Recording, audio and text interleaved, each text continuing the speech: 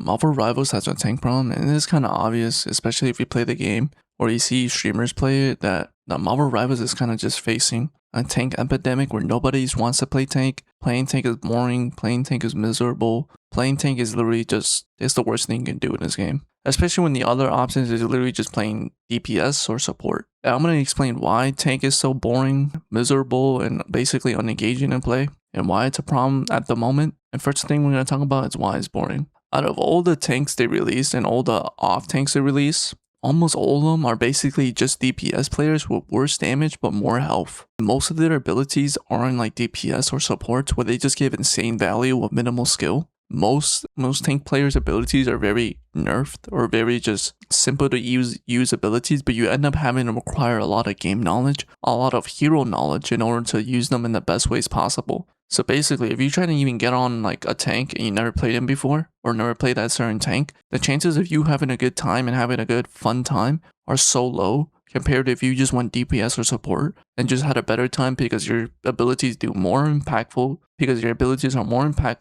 they provide more sustain, they provide more damage, and they're easier and funner to use. Now, why is tank so miserable to play? Well, tank literally requires so much knowledge beforehand just for you to play them. For example, if you want to get on Cap, if you want to get on Strange, if you want to get on Mag, if you want to get on Rogue, any of these heroes, Penny, Groot, any of these tank heroes, they require so much fourth knowledge beforehand before you can play them and use them. I think one of the heroes that isn't a tank that can be applied to is literally Spider-Man. And the only difference is that Spider-Man can get eliminations and it feels satisfying to get those eliminations, but his abilities provide a lot of impact, like his get over here and his swing ability. But if you're going to play tank, if you want to play camp, you basically need to know how to play him, because if not, you're just going to be running around throughout the whole match, just doing nothing. And that's literally how most matches go when like you have no tank player and someone decides, alright, I'm going to fill in tank because no one else wants to play tank, and they literally have minimal to no impact in the game at all. They literally just become free ultimate charge for the opposite team.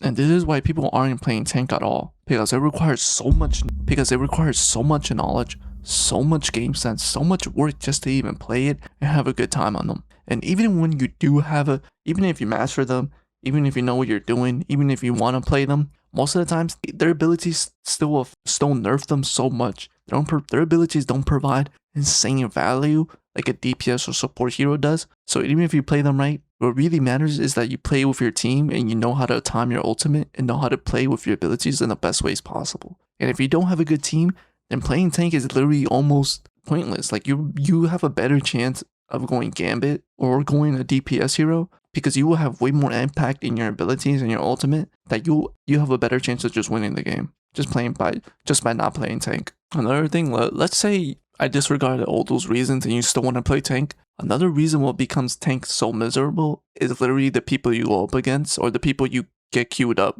basically your team. So let's say you play tank and you're the only tank on your team. All it requires is for the opposite team to have at least 2 tank players that know how to play tank, and you're basically cooked. Like the chances of you winning the game are so minimal, and not only that, you're probably gonna have to do a lot more work than you initially did if you had another tank player on your team. You're probably gonna have to be more aware, you're probably gonna have to peel more, you're probably always gonna have to be the first one initiating every fight, and you're always gonna be the one having to be blamed if the team doesn't win. And I think another reason why people don't play tank, besides the reasons I listed, is literally this community is having a problem with just having throwers on your team and having people that just instruct DPS. And that's what I mean, like, since the community of Marvel Rivals is starting to balance each other out in terms of they're already kind of setting in stone what this community really is that the general community just wants to play DPS. Especially when they release Cyclops and all these cool, fun DPS heroes, everyone just wants to go DPS. So people are less inclined to go lock in tank and play them. And it's getting crazy now to the point where like people that play Marvel Rivals and have a good time are literally people that just don't care about winning anymore. Because winning this game literally feels almost impossible, because this game isn't designed to be fair or designed to be balanced.